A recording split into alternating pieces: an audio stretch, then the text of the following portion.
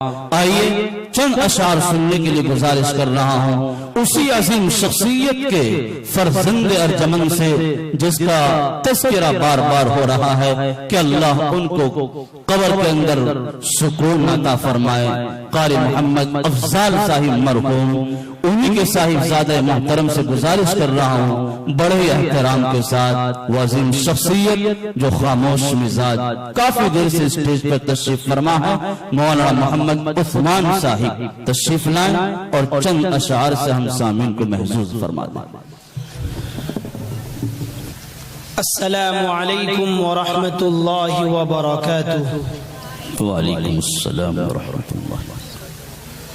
اس میں تو کوئی شک نہیں کہ 12 بج چکے ہیں، اور صرف 12 ہی نہیں بلکہ 12:01 ہو رہی ہے، لیکن مجھے اب بھی یہ امید ہے کہ یہ مجمع جیسا کہ میں تقریباً 2 یا 2.5 گھنٹے سے یہاں محسوس کر رہا ہوں کہ گھڑی میں بھلے سے 12 بج رہے ہیں لیکن آپ لوگوں کی شکلوں پر 12 نہیں ہیں، لہذا میں ایک مرتبہ پھر سے سلام کرتا ہوں اور سلام کر کے دیکھتا ہوں کہ واقعی میں نے قبرستان میں سلام کیا یا کہیں کسی محفل میں سلام کیا۔ السلام علیکم ورحمۃ اللہ وبرکاتہ۔ ایسا لگ رہا غالباً ہتائی کے قبرستان کے مردے جاگ چکے ہیں۔ نہ ہنسو نہ مسکراؤ ذرا تھوڑا قریب آ جاؤ، نہ ہنسو نہ مسکراؤ ذرا تھوڑا قریب آ جاؤ، اور یہ محفل قرآن کی ہے، یہ محفل قرآن کی ہے، یہاں سے شیطان کو بھگاؤ۔ میرے دوستو، گفتگو کا تو موقع نہیں، وقت کافی ہو چکا ہے۔ میرے استاد محترم بھی لگتے ہیں جناب حضرت قاری محمد لعیق صاحب، حضرت کا حکم ہے الامر فوق الادب کے تحت آپ حضرات کے روبرو ہو چکا ہوں کہ چند اشعار سنائے جائے۔ والد محترم ان مجلسوں میں ان موقعوں پر چند اشعار پڑھتے تھے، انہی میں سے کچھ اشعار آپ لوگوں کے درمیان سنانا چاہوں گا۔ سماعت فرمائے کہ یہ تکمیل کلام پاک کا جو موقع آیا ہے، جی یہ تکمیل کلام پاک کا جو موقع آیا ہے، اور خدا کا فضل ہے اس نے ہمیں یہ دن دکھایا ہے۔ بہت اچھے میرے دوستو، یہ تمام چیزیں جو آج آپ اسٹیج کی ایک طرف رونق محسوس کر رہے ہیں، یہ میرا اور آپ کا کمال نہیں، یہ آپ کے اور میرے رب کی عطا ہے کہ یہ تکمیل کلام پاک کا جو موقع آیا ہے، خدا کا فضل ہے اس نے ہمیں یہ دن دکھایا ہے۔ اور قرآن کریم کے مقام کو شاعر خود اس انداز سے کہتا ہے کہ پہاڑوں پر اتر جاتا تو ریزہ ریزہ ہو جاتے۔ اللہ۔ علماء کرام کی موجودگی میں بہت اطمینان کے ساتھ میں قرآن کریم کی آیت کا میں مفہوم بیان کر رہا ہوں کہ پہاڑوں پر اتر جاتا تو ریزہ ریزہ ہو جاتے۔ یہ سورہ حشر کے اندر ہمیں رب نے بتایا ہے جی، اور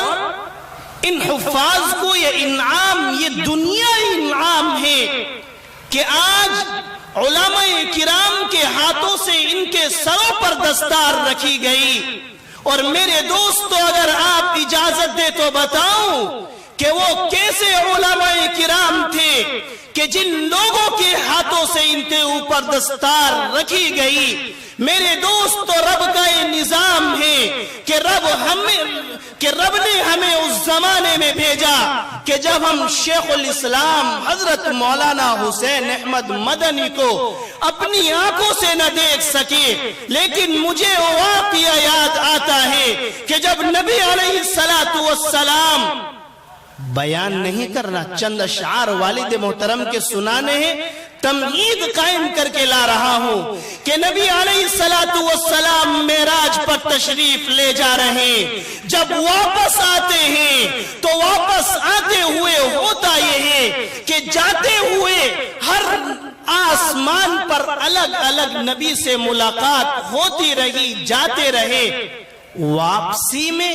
صرف ایک نبی سے ملاقات ہوتی ہے۔ راستے میں سیدنا حضرت موسیٰ علیہ السلام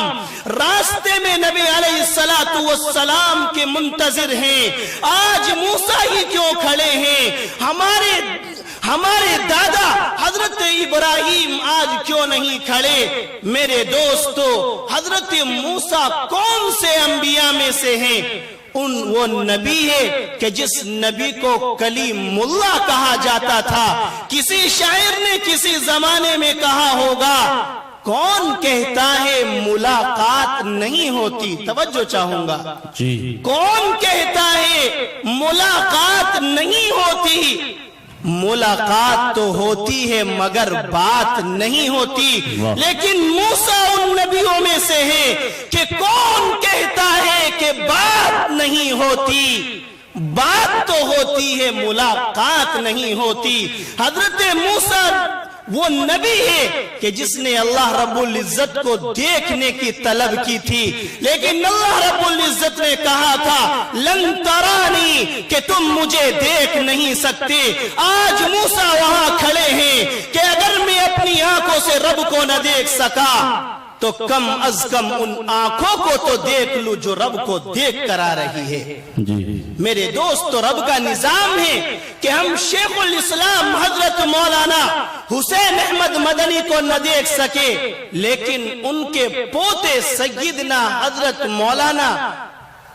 اشہد مدنی کو، اظہر مدنی کو ہم اپنی آنکھوں سے دیکھ رہے تھے اور ان کو ہم نے سماعت فرمایا۔ میرے دوستو، کون مولی حسین احمد مدنی؟ میں دوستو نثراً بالکل کوئی گفتگو نہیں کرنا چاہتا، وقت اجازت نہیں دیتا۔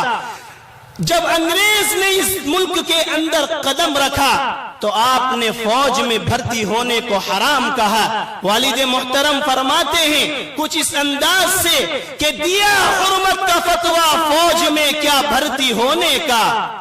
دیا حرمت کا فتویٰ فوج میں کیا بھرتی ہونے کا، نہیں ہے کچھ پتا دنیا کے اندر مرنے جینے کا۔ حضرت مولانا حسین احمد مدنی آگے بڑھ کر کے کہتے ہیں کہ دیا ہوتا ہے کیا، فرمایا یہ حضرت نے بڑھ کر کے، دیا ہوتا ہے کیا، فرمایا یہ حضرت نے بڑھ کر کے، دیا اور دے رہا دیتا رہوں گا دھار پر چڑھ کے۔ اور ادب سے عرض کی یہ محترم مولانا جوہر نے، ادب سے عرض کی یہ محترم مولانا جوہر نے، ارادہ بد ہے جج کا چپکے سے فرمایا حضرت سے، کہا حضرت خدا کے واسطے بس اتنا کر ڈالو، کہا حضرت خدا کے واسطے بس اتنا کر ڈالو، خدا کے واسطے حضرت بیاں اپنا بدل ڈالو۔ یہ سن کر حضرت مدنی نے یوں جوہر سے فرمایا، یہ سن کر حضرت مدنی نے یوں جوہر سے فرمایا، بیاں بدلا بدل جائے گا ایمان اتنا فرمایا۔ بہت اچھے میرے دوستو، بیان اور گفتگو کرنے کی تو اجازت ہی نہیں، صرف اشعار کی اجازت ملی ہے۔ سنیے بات جج نے اور پھر بولا یوں مدنی کو، سنیے بات جج نے اور پھر بولا یوں مدنی کو، سزا فتوے کی کیا ہے کچھ خبر اس کی نہیں تم کو، سنیے بات جج نے اور پھر بولا یوں مدنی کو، سزا فتوے کی کیا ہے کچھ خبر اس کی نہیں تم کو۔ اور کفن کو میز پر رکھ کر حضرت مدنی نے اس انداز سے فرمایا کہ کفن کو میز پر رکھتے ہوئے حضرت نے فرمایا، کفن کو میز پر رکھتے ہوئے حضرت نے فرمایا، سزا ہے موت آخر میں کفن یوں ساتھ میں لایا، یہ کہنا تھا سزا 2 سال تک کی آپ نے پائی تھا، لیکن حکم ربی کامیابی ہی نظر آئی، اور سراسر ہے یہ حق تلفی، ارے افضال بربادی، سراسر ہے یہ حق تلفی، ارے افضال بربادی، بیاں کرتے ہو ان کو چھوڑ کر تم ملک کی آزادی۔ میں اشارہ ان حفاظ کی طرف کر رہا تھا کہ ان کا یہ اعزاز یہ دنیاوی اعتبار سے ہے، مرنے کے بعد ان کا اعزاز سنیے گا اشعار کی شکل میں کہ بندھے گا تاج جب ماں باپ کے تو کتنے پوچھیں گے، بندھے گا تاج جب ماں باپ کے تو کتنے پوچھیں گے، انہوں نے کیا عمل اولاد کو اپنی کرایا ہے، اور جواب آئے گا ان لوگوں نے دیکھو اپنے بچوں کو، جواب آئے گا ان لوگوں نے دیکھو اپنے بچوں کو، رضائے رب کی خاطر حافظ قرآن بنایا ہے، رضائے رب کی خاطر حافظ قرآن بنایا ہے، اور کہا جائے گا اقرا ورتقی جنت میں حافظ سے، کہا جائے گا اقرا ورتقی جنت میں حافظ سے، کہ پڑھتے جاؤ چڑھتے جاؤ یہ رتبہ تم نے پایا ہے، اور کہاں تک پڑھیں اے میرے رب کہاں تک چڑھیں، ٹھکانہ کیا ہے، حدیث میں آتا ہے، حدیث نہیں سنانے صرف شعر سنانے ہیں، کہ جہاں ہو آخری آیت وہیں مسکن تمہارا ہے، جہاں ہو آخری آیت وہیں مسکن تمہارا ہے، انوکھا رتبہ تم نے برکت قرآن سے پایا ہے، اور غلط پڑھنے پہ لعنت ہے، غلط پڑھنے پہ لعنت ہے، صحیح پڑھنے پہ رحمت ہے، غلط پڑھنے پہ لعنت ہے، صحیح پڑھنے پہ رحمت ہے،